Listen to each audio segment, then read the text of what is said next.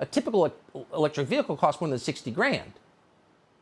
But that's only part of the cost. Charging an electric vehicle in countries that have a lot of electric vehicles, a lot of them, is now more expensive than filling your tank with gasoline. As Swedish journalist Peter Emanuelsson put it, quote, electricity prices in Norway are set to reach about $1 per kilowatt hour. At these prices, it would cost $100 to fully charge one Tesla.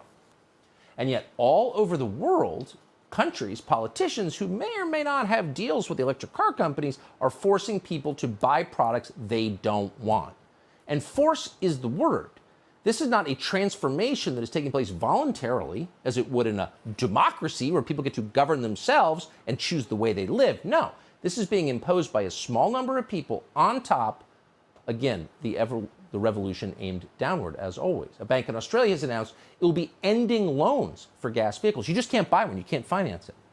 The EU Parliament has just voted to support a ban on the sale of new gasoline and diesel cars beginning in 2035 in all of Europe. Now, Europe, as we told you last night, is a place where they're turning off traffic lights because they don't have enough energy to keep them on. So how is this going to work? Well, the fact it's happening at all is amazing. Take 3 steps back.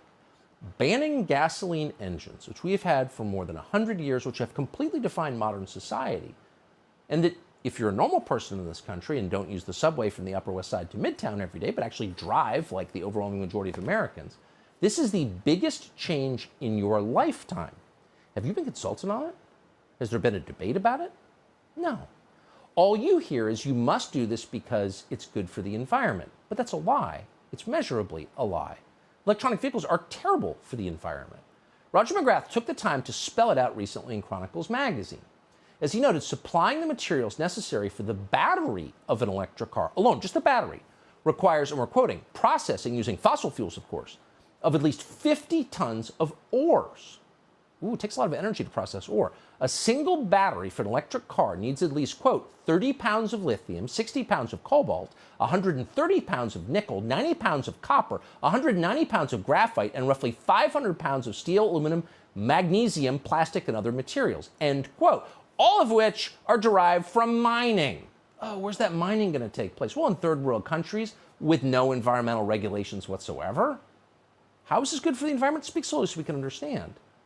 And yet in California, under Gavin Newsom's new order, every vehicle would require those materials. Here's the problem. We don't have that much lithium or cobalt in the United States. So where are those elements going to come from, which are required for electric vehicles? Oh, well, lithium mines in China. Did you know the answer to that already? Probably did. And the Congo. Let's go exploit Africa so we can feel virtuous. As the New York Times reported last year, and we're quoting, production of raw materials like lithium, cobalt, and nickel that are essential to electronic vehicle technologies are often ruinous to land, water, wildlife, and people, end quote. And by the way, land, water, wildlife, and people are exactly the 4 things that the environmental lobby has no interest at all in. They don't care about the land, they don't care about the water, they don't care about the wildlife, and they don't care about the people. It's not about that at all. It's a religion. It's about making them feel like good people and increasing their control over you, period. And by the way, none of this even addresses the national security implications of this. Just as with solar panels and wind turbines, the materials required for electric vehicle batteries come from, and you know the answer, China. China processes 40% of the world's raw lithium. China's market share for lithium-ion batteries is about 80%. That's according to Bloomberg. And even if we somehow avoid that problem by mining lithium volcanoes in, say, Nevada and polluting the environment there, then what?